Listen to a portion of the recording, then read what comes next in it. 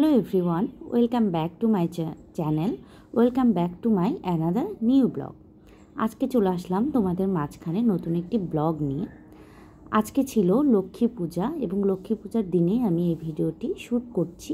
সবাইকে লক্ষ্মী পূজার প্রীতি ও শুভেচ্ছা জানিয়ে ব্লগটি শুরু করছি। তা আজকে যেহেতু নিরামিষ, আজকে কিন্তু নিরামিষে একটা রান্না আমি শুরু করছি। এই রান্নাটা আমাদের বাসায় সবার খুব প্রিয়। নিরামিষ যেদিনই নিরামিষ হয় সেদিন আমি কোনো স্পেশাল পূজার দিনে আমি এই রান্নাটা করার চেষ্টা করি, যেহেতু সবসময় সয়াবিন বা বড়া দিয়ে তরকারি খেতে একদমই ভালো লাগে না।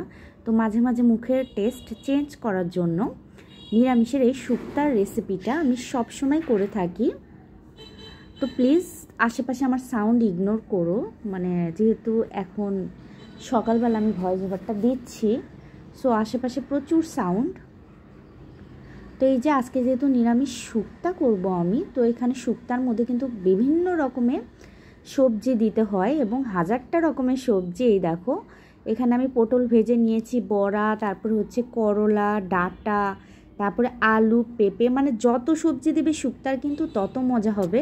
আর গরমের দিনে হলে হয়তো বা আমি সাজনে, তারপরে কাঁচকলা, বিভিন্ন কিছু দিতাম। তো আমি কাঁচকলাটা অ্যাভয়েড করেছি আজকে। তো এই যে এগুলো দিচ্ছি অনেক কিছু। এখানে আমি কদরও ইউজ করেছি, সেটা আমি এখানে দেখাইনি। তারপরে এখানে আমি সবগুলোকে ভেজে নিয়েছি। তারপরে আমি এখন শুক্তো রান্নার প্রসেসে চলে যাব। শুক্তো রান্নাটা রেডি করতে অনেক টাইম লাগে, তাছাড়া কিন্তু রেডি থাকলে কিন্তু অনেক তাড়াতাড়ি হয়ে যায়। তো এই তো এখানে আমি রাঁধুনি দিলাম আর একটা তেজপাতা দিলাম। রাঁধুনিকে একটু আমি ভেজে নিব, তারপরে এর ভেতরে আমি আমার ভেজে রাখা সবজিগুলোকে দিয়ে দিব। সবজিগুলো কিন্তু আমি এখানে ভেজেই নিয়েছি। অনেকে কিন্তু হালকা সেদ্ধ করে জাস্ট ভেজে নেয়, কিন্তু আমি আজকে পুরো তেলে ভেজে নিয়েছি, এতে কিন্তু শুক্তার স্বাদটাও মজা লাগবে অনেক। তারপরে এখানে প্রথমে আলু আর পেঁপেগুলো আমি এখানে দিয়ে দিব। তারপরে একটু নেড়ে চেড়ে আমি এখানে বাকি সবজিগুলো দিয়ে দিব। আমি এটাকে নেড়ে চেড়ে নেব। রাঁধুনি দেওয়ার জন্য কিন্তু সুন্দর একটা ঘ্রাণ বের হয়েছে। তারপরে এই যে বাকি সব সবজিগুলো এখানে আমি ধীরে ধীরে অ্যাড করে দিচ্ছি। এখন আমি সবজিগুলোকে আরেকটু ভেজে নিব। ভেজে নেওয়ার পরে এর ভেতরে যে মেইন যে একটা মশলা বাটাটা, সেটা আমি এখানে অ্যাড করব। সেটা সরিষা, রাঁধুনি আর পোস্ত। এই তিনটা আমি ব্লেন্ডারে কিন্তু ব্লেন্ড করে নিয়েছি। আর সরিষা বাটার ভেতরে আমি একটু লবণ দিয়েছি, যাতে তিতা ভাবটা একটু কমে যায়। তো আজকে যেহেতু আমি অন্য সময় মরিচ বাটাও দিতাম, তো আজকে যেহেতু শুক্তা, কোনো মরিচ আমি এখানে অ্যাড করছি না। তো এই যে দেখো মশলাটা দিয়ে কিন্তু আমি আরেকটু নেড়ে চেড়ে নিচ্ছি, আরেকটু আমি এখানে ভেজে নিচ্ছি। শুক্তাটা মেইন উপকরণই কিন্তু এই বাটাটা, তাহলে কিন্তু শুক্তার টেস্টটা বাড়ে।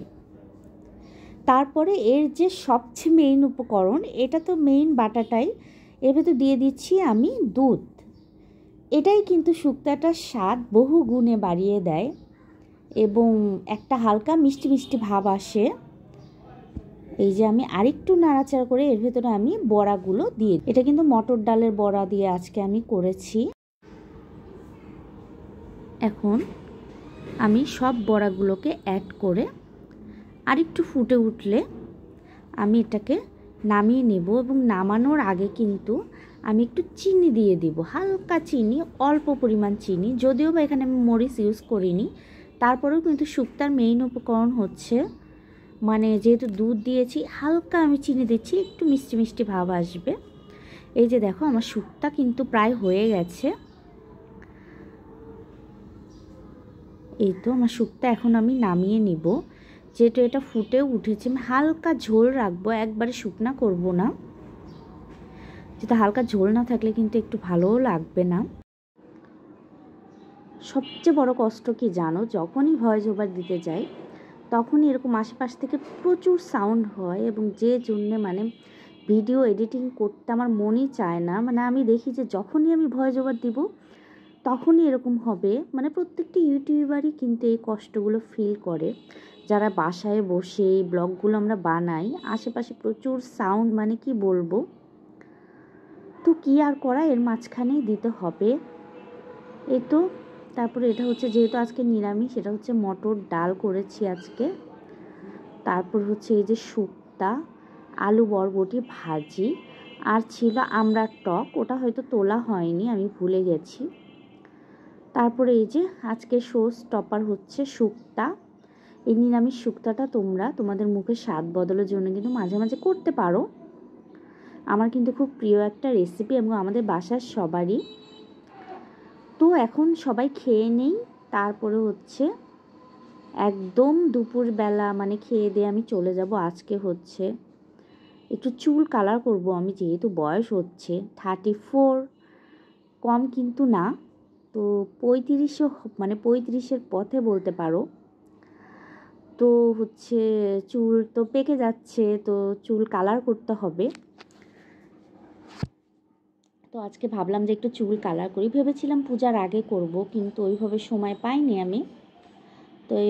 তো ভাবলাম যে আজকে করি, কালারটা আনা হয়েছে। তো আজকে আমি ইউজ করছি গার্নিয়ারের কালার বার্গেন্ডি, যেটা ওই কালারটা, গার্নিয়ার কালার ন্যাচারালের বার্গেন্ডিটা।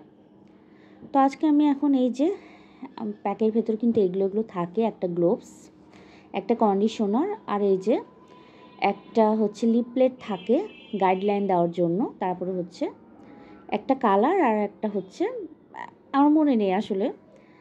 তো হচ্ছে এই কটা জিনিস এই প্যাকেটের ভেতর থাকে। তো আমি এখন কালারটা আগে মিক্স করে নেই। মিক্স করার জন্য কিন্তু তোমরা কোনো স্টিলের বাটি ইউজ করবে না, হয় প্লাস্টিক বা হচ্ছে মেলামাইন, যে কোনো তোমরা ইউজ করতে পারো, কিন্তু স্টিল অ্যাভয়েড করবে, ওখানে বলাই আছে। তারপর এই যে এটা আমি ইউজ করছি, এটা হচ্ছে ডেভেলপার, আর একটা হচ্ছে কালার। তো এটা আমি সম্পূর্ণ আজকে নিয়ে নিব, আমার চুলে সম্পূর্ণই লাগবে। যদিও বা আমার মিডিয়াম চুল, ওখানে বলা আছে যে মিডিয়াম চুল হলে হয়তো বা হাফ দিতে হবে, আর ফুল মানে লম্বা চুল হলে পুরোটাই, কিন্তু আমার মনে হয়েছে যে আমার মিডিয়াম চুল, তারপরে আমার পুরোটাই লাগছে, খুবই অল্প থাকে, তো একজনের জন্য আসলে এনাফ। তো এখন দুটো আমি মিক্স করে নিচ্ছি কালারটা, এই যে কালারটা কিন্তু আমি মিক্স করে নিব সুন্দরভাবে। এই যে কালারটা মিক্স করে নিয়েছি, এখন আমি আমার চুলে লাগিয়ে নিব।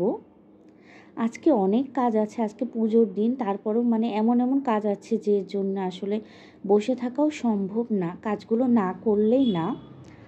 মানে একটা গৃহিণীর তার কোনো দিনই ছুটি নেই, হোক সেটা পূজার দিন, হোক মানে সেটা ছুটির দিন, মানে সব সময় তাকে কাজ করে যেতেই হবে। গৃহিণীদের ছুটি বলতে কিছু নেই, আর কি বলার। তো এই যে বিকালবেলা আমি কিন্তু এখন মাথায় কালারটা লাগিয়েই চলে এসেছি এখানে। আজকে আমার ফ্রিজটা না পরিষ্কার করলেই না, মানে একদমই ভেতরে কিছু রাখা যাচ্ছে না।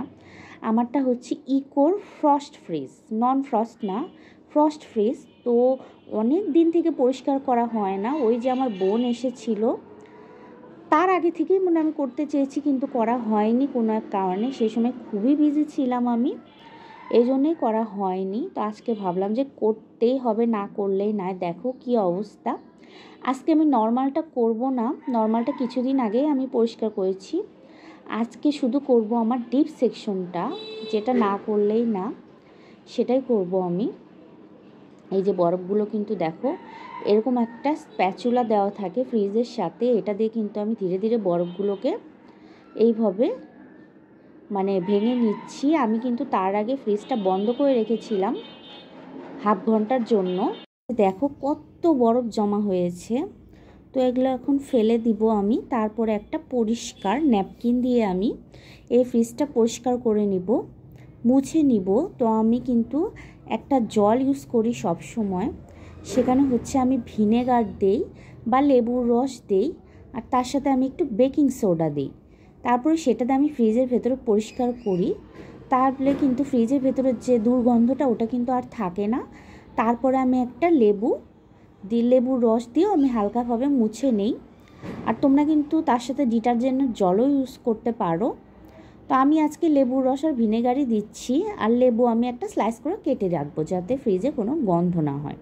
যেহেতু লক্ষ্মী পূজা, তো ওই দেখো সন্ধ্যায় কিন্তু মা লক্ষ্মীর কাছে এই ফলগুলো আমরা নিবেদন করেছি। এবার পুজো ওইভাবে পালন করতে পারিনি, যেহেতু কাছাকাছি আমি অত আমের পল্লব এগুলো কিচ্ছু জোগাড় করতে পারিনি, তো খুব সিম্পলভাবেই করেছি আজকের এই পুজো। যদি তোমাদের ভালো লেগে থাকে প্লিজ একটি লাইক